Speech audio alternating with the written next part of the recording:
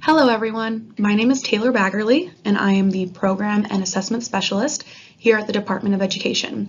This is vignette number 1 in the nuts and bolts of interim assessment general topic. I will be discussing principles you can use to organize administration and analysis of student performance data generated from the interim assessments. Before we get started, I want to make one global statement. When I mention student performance data or measurements or student results, I am referring to the same entities. In the case of this vignette, all three of those terms have the same meaning. All right, with that global clarification out of the way, let's talk about all the nuts and bolts of interim assessment vignettes. There's a total of 5 vignettes in this series.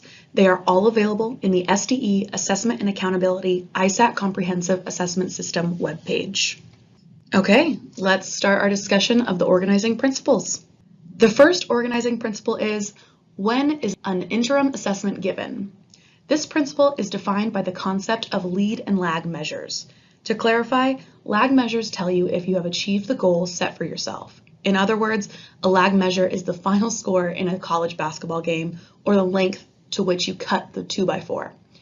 In the educational assessment world, a lag measure informs us if a student achieved proficiency. This lag measure is informative, but keep in mind that by the time we receive this measure, there's nothing we can do about it. A lead measure, on the other hand, is a measure taken in time to still act upon. In other words, it is the halftime score in a college basketball game or the second time you measured where you are going to cut the 2x4. In the education assessment world, a lead measure informs us where a student is on their learning journey and what topics the student needs to concentrate more time, energy, attention to in order to meet that ultimate goal of being at or above proficiency. This lead measure is informative because it is taken in time to still be influenced by educator and student input. It can also be used to predict future results. Therefore, the timing of the interim assessment administration is the first organizing principle. We ask, is the interim given prior to the student starting their learning journey? Is the interim being given during a student's learning journey? Or is the interim given at the end of the student's learning journey?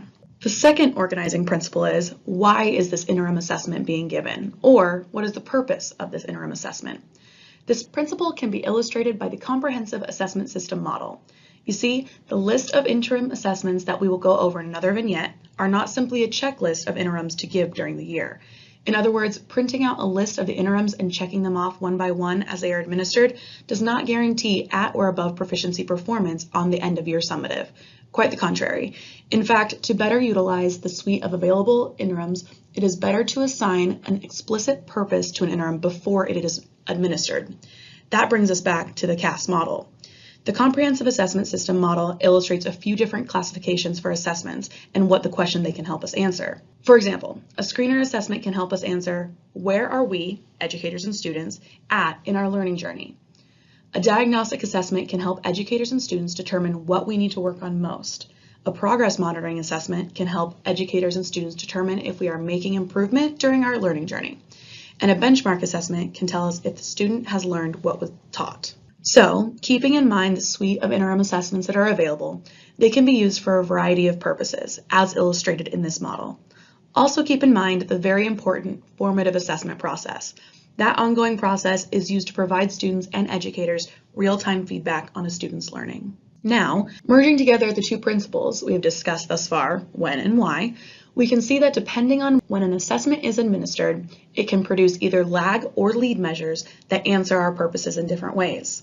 For instance, previous school year summative performance data is a lag measure, but administering current grade ICA at the start of the school year can provide lead measures that answer, where are we, educators and students, at in our learning journey?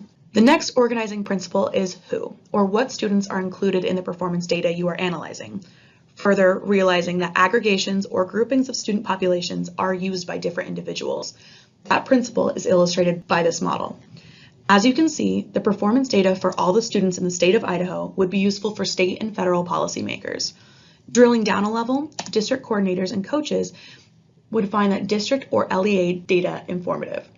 Moving down from there, school, grade level, and classroom level data would be particularly useful for principals and educators. And moving down one more level, student level data would be informative for that student's teacher, their parents, and the student themselves. Since several levels of student performance data are informative for educators, it is important to keep in mind what student population that data applies to.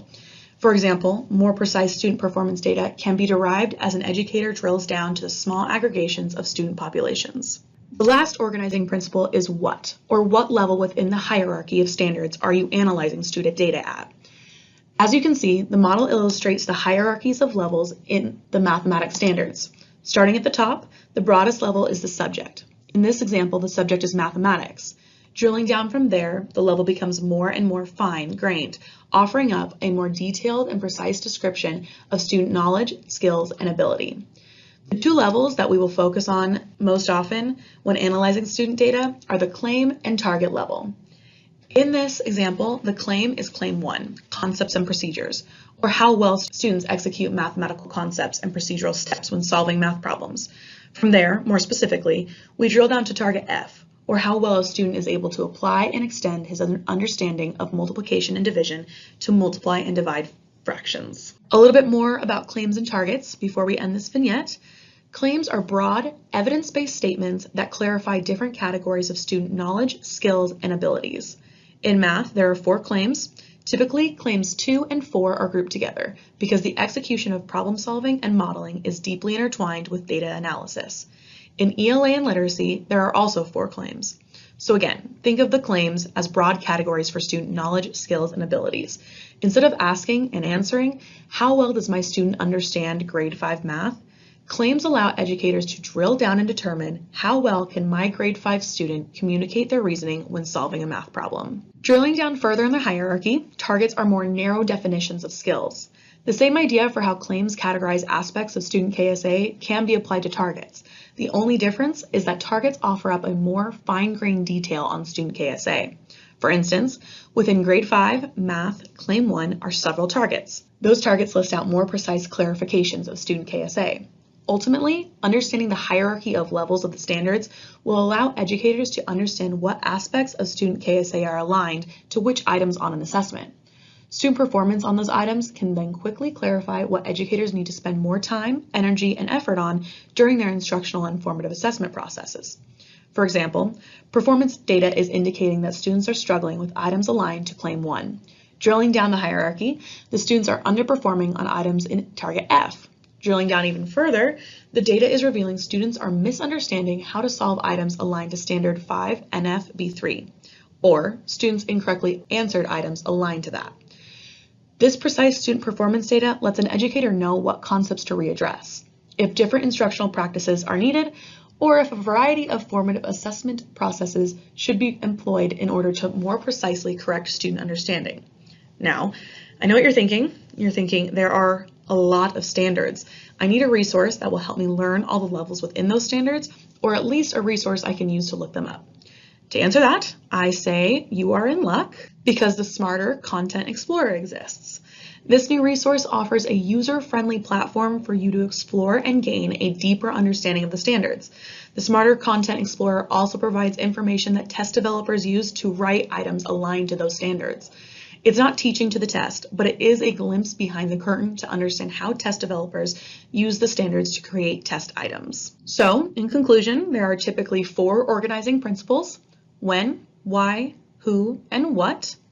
These organizing principles dictate the purpose of an assessment and inform the analysis of performance data that is generated from the administration of that assessment.